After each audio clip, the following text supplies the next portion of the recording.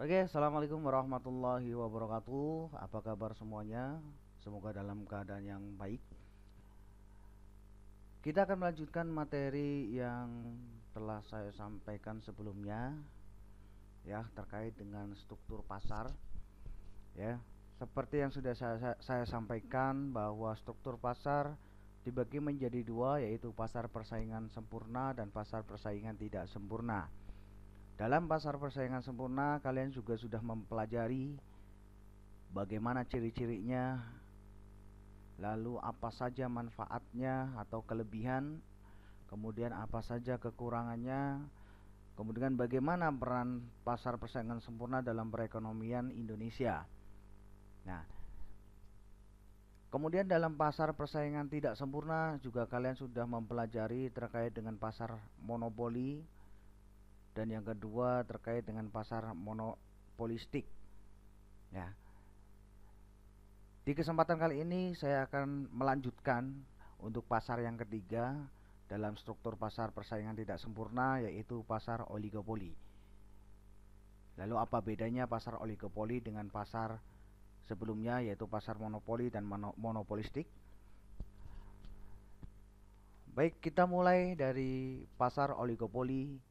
Adalah struktur pasar yang menggambarkan di mana hanya terdapat beberapa penjual atau produsen yang menghadapi banyak pembeli. Saya garis bawahi di sini. Hanya terdapat beberapa penjual atau produsen.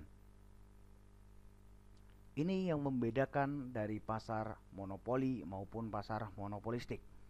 Seperti yang sudah saya sampaikan sebelumnya, bahwa pasar monopoli hanya terdapat satu penjual. Dan dalam pasar monopolistik hanya terdapat banyak penjual atau terdapat banyak penjual. Nah, sekarang dalam pasar oligopoli narasinya adalah hanya terdapat beberapa penjual. Perhatikan di sini, pasar monopoli hanya ada satu penjual. Pasar monopolistik terdapat banyak penjual. Tetapi dalam pasar oligopoli sekarang ini terdapat beberapa penjual. Makna dari kata beberapa berarti mempunyai lebih dari satu, tetapi tidak terlalu banyak. Oke, jadi bisa dibayangkan, bisa disimpulkan perbedaan antara pasar monopolistik,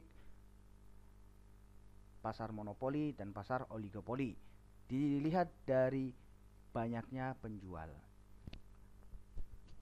Oke, kemudian kita masuk ke ciri-ciri pasar oligopoli. Yang pertama, terdapat beberapa penjual yang menghadapi banyak pembeli. Ya, ini sudah cukup jelas. Kemudian yang kedua, barang yang dihasilkan bisa bersifat homogen, tetapi ada yang terdiferensiasi.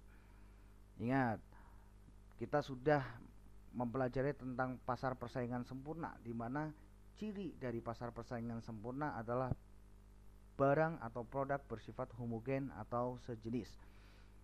Dalam pasar oligopoli, barang yang dihasilkan memang bersifat homogen, tetapi ada yang terdiferensiasi atau yang berbeda-beda. Kemudian poin yang ketiga, terdapat hambatan untuk memasuki pasar bagi perusahaan baru. Namun hambatan tidak sekuat pada pasar monopoli. Karena apa? Dalam pasar monopoli hampir tidak memungkinkan atau kesempatannya sangat kecil bagi perusahaan baru untuk masuk, karena pasar sudah dikuasai oleh satu perusahaan. Kemudian persaingan lebih gencar melalui iklan. Ini berbeda dengan pasar monopoli yang hanya atau yang tidak terlalu mementingkan iklan. Kemudian antar perusahaan saling mempengaruhi. Kebijakan yang diatur terkait dengan harga maupun promosi akan mempengaruhi perusahaan lain. Contoh dari pasar oligopoli. Ya, yang pertama ada pasar mobil. Mungkin tidak asing lagi bagi kalian mendengar kata Honda, Toyota, Nissan, dan lain sebagainya. Pasar mobil inilah adalah contoh dari pasar oligopoli yang terdiri hanya dari beberapa produsen atau penjual, baik dari Honda, Toyota, Nissan. Kemudian yang kedua, ada pasar kartu seluler.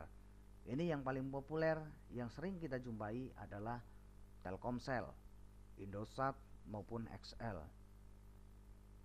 Ya. Kemudian yang ketiga adalah pasar semen. Mungkin juga kita tidak asing lagi dengan semen 3 roda, Holcim, semen Gresik, semen Padang, dan lain sebagainya. Contoh lain ada pada pasar smartphone. Kalian juga mungkin tidak asing lagi dengan Samsung, Xiaomi, Realme, Oppo, Vivo, dan lain sebagainya. Kelebihan dari pasar oligopoli yang pertama adalah inisiatif produsen untuk meningkatkan kualitas dan inovasi produk tinggi. Karena persaingan dalam dua atau beberapa perusahaan, ya, hanya sedikit perusahaan, maka menuntut perbaikan, peningkatan kualitas dan inovasi produk agar tetap bersaing dengan perusahaan lain. Kemudian yang kedua, jika terjadi perang harga, konsumen dapat mengambil keuntungan. Perang harga di sini mungkin bisa berupa perang diskon, ya, kemudian potongan harga, bonus, dan lain sebagainya. Nah, ini biasanya sering terjadi dalam perusahaan-perusahaan yang tergolong dalam pasar oligopoli. Pasar oligopoli juga mempunyai kekurangan. Yang pertama, harga yang cenderung tinggi karena penjual relatif sedikit. Kemudian yang kedua, jika produsen membentuk kerjasama atau kartel, konsumen akan dirugikan dari sisi harga karena mereka menyepakati batasan harga tertentu. Oke, saya rasa itu cukup. Ya, selamat belajar. Semoga video ini bisa bermanfaat untuk kalian semua. Sekian dari saya. Assalamualaikum warahmatullahi wabarakatuh.